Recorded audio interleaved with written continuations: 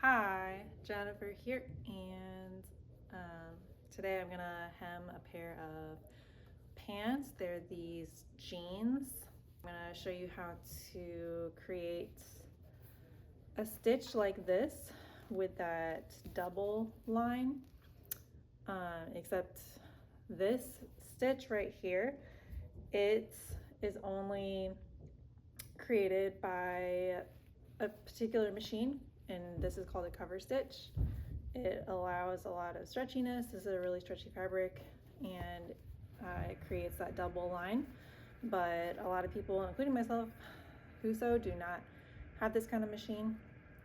And so I'm going to show you how to do that with just a straight stitch, and yeah, how you can recreate that look, at least from the outside, but it's still going to be a really nice, solid, professional looking hem. Here is our jean laid out. I always do it, and I was just taught this way when hemming. It's like I go and you're going like a side profile. So instead of laying it out flat like this, you're gonna fold everything in half, and that's how I go down here and mark the legs and cut them in a proper angle. So this is a line here, this is a line here. There is a little bit of difference. The customer pinned these, so I'm just gonna go with her pinning. There is a difference in the length, but since I didn't fit her, I can't, verify that, but that is definitely a thing where people have different lengths of limb, or even, these jeans, they might be slightly off as well after they were manufactured. So then this is the mark. I'm gonna go ahead and mark the final line across all the layers. I have a pin right here that's holding those two together so that they do not shift as I'm moving them around. And I go in with my sharp chalk and make a marking like that. Then I'm going to figure out, this is going to be a rolled hem. So this, it's just turned up once, but for this, we are not going to have a raw edge. It's just going to be folded under like a traditional rolled hem. But I'm going to measure how much this is, and that's almost 0.75 inches, so 3/4 of an inch. That's going to be the final the hem allowance. So I double that because I'm going to be folding it twice, so I double that, and that's, let's see, sections 1, 2, 3, fourths, 1, 2, 3, so total 1.5. So let's mark out 1.5 below this.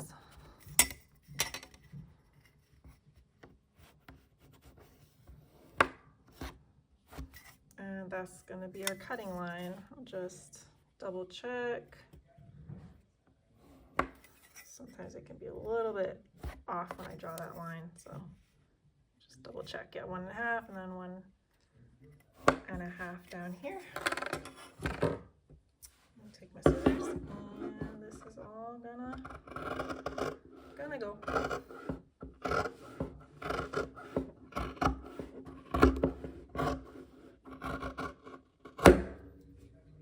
Here we go, and it is a little wider down here. If I compare this, you see there's just a little difference, so it is a little bit wider.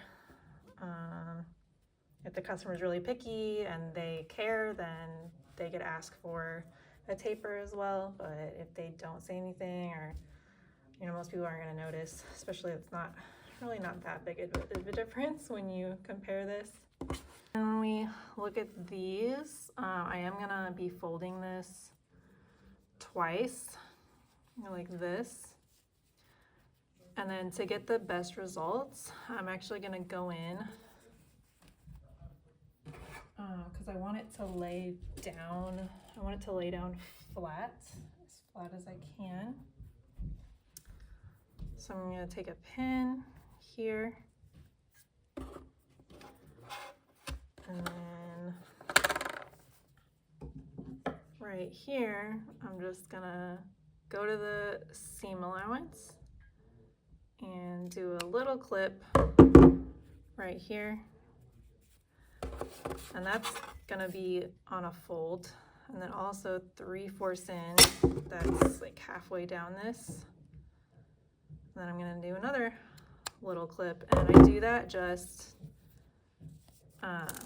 because you make these little clips, it means if you fold on top of that, it's just gonna fold down more nicely because, yeah, this little clip is now gonna move and it's gonna lay flatter that way.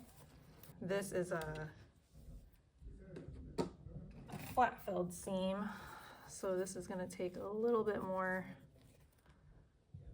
creativity to do that because I have to open it up down here so that I can actually get in there.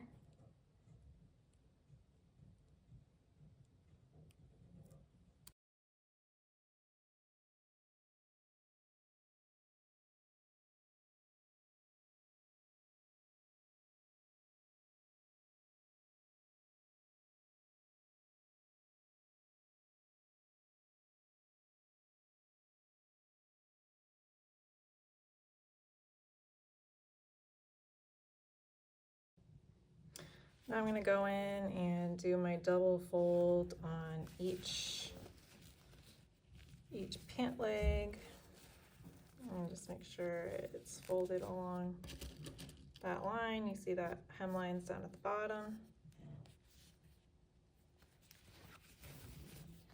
And I do that first at each seam. So everything's nice and evenly distributed, because I always want the seams going parallel and not being like skewed or anything. So I start off with those.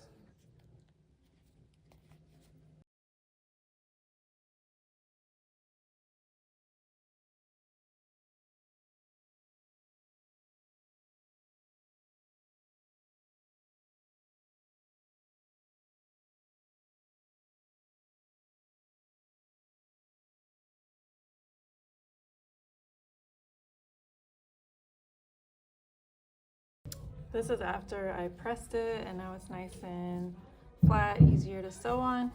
And as I was pressing it, I was also taking my ruler and just going in and making sure that it was pretty much on 0.75 or close enough. I'm not like a uber perfectionist, but yeah, the majority of it is around 0.75.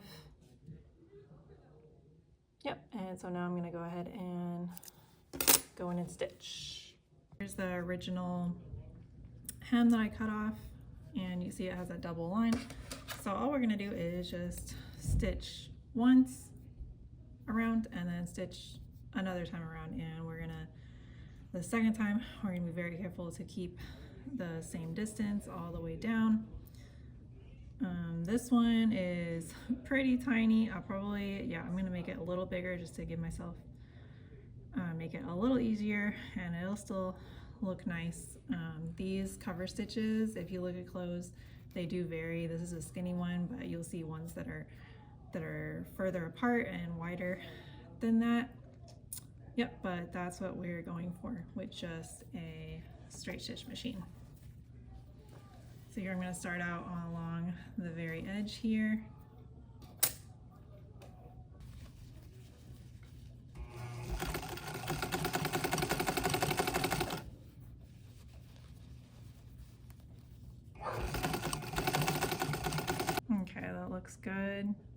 I made it a little bigger stitch than usual just because this fabric is so stretchy and it tends to have when it's under the foot and under this pressure, it wants to stretch out. So I am being very careful when I'm sewing this and trying to keep everything going smoothly, because it's also trying to push this fabric a little too fast, and so I can kind of push this and push it this way. So I'm trying to just keep everything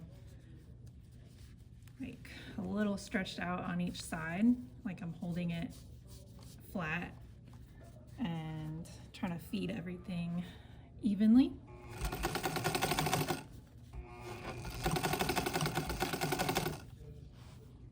And yeah, I am pulling from the back just slightly just to help it go through, because I can feel it's having a little trouble moving forward just with this particular fabric. And when I get to this big old bump here, I have a trick that a very experienced seamstress taught me, and that's this called a hump jumper. And just put it under here, put this down, so it just gives it a little table so that it can have something to sit on when it gets, so it can go up onto this higher point right here.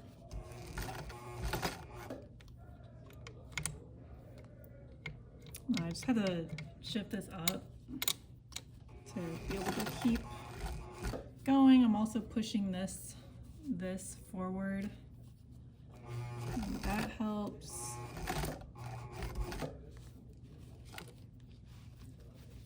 Yeah, sometimes, yeah, these areas, they just need a lot of coaching, and you don't want to like force it. You want to just try to guide it and give it as much help as possible, or your stitch is going to get stuck and your stitching is not going to look very good.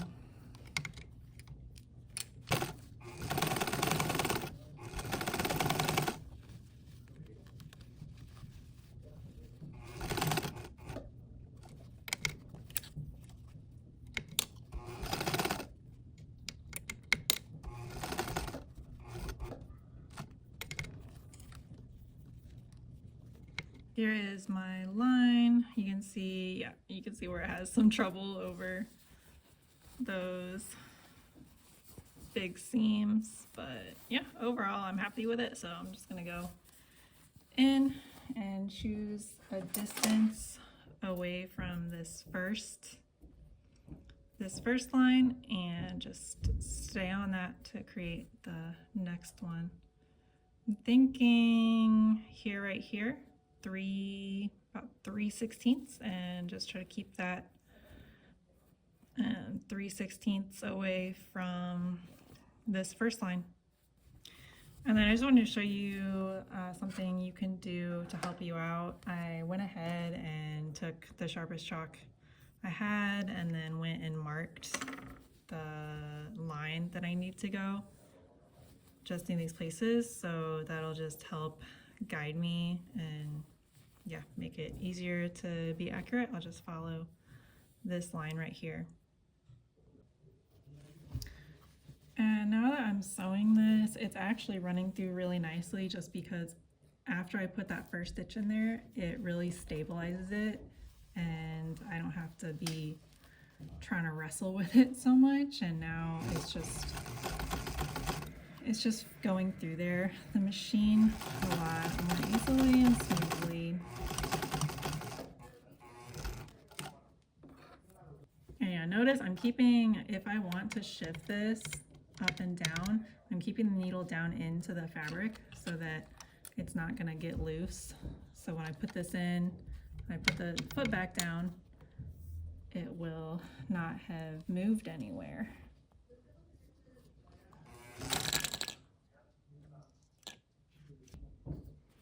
Then something did happen back here, so I did have to stop, and it's okay. I'm just gonna take these stitches out up until this seam line. So if I ever make corrections and have to take stuff out, I'll always start from the edge, the seam line, to create a new line of stitching, just because, yeah, it's not gonna be a nice continuous line, and I would rather have the continuous line, or the interrupted line, or the line that's not so perfect, to be on the side instead of right in the middle of the front or the back where it's more obvious. So I'm going to take it out until here and then start my line again right here. All right, here's the results of the first leg. I'm very happy with it overall. The only thing, let's see, yeah, when I came over here, I didn't like how this was curving up like that. So I am gonna go in, and you see where I actually marked out a chalk line and just follow this straight line. I am gonna take out some of that and then put it back in. All right, after some little revisions, here's the result. It's not perfect, but it's the best I can do without a cover stitch machine. You can get a cover stitch machine that does this. It's by Brother, the brand Brother. It's a home machine.